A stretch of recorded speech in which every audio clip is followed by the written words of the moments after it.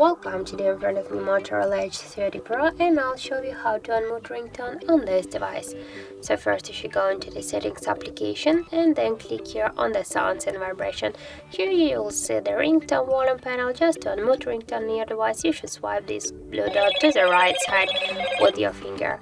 And also we got the second way how we can do that, but first press your up or down volume button here on the right side of your device and click here on the three dots, and you'll see here the ring volume panel. By the same way, just to unmute the ringtone, you should swipe this dot to the left side and then just click to done to save all the changes. So that's it. Thank you guys for watching, and if you find this video helpful, don't forget to leave a like, comment and to subscribe our channel.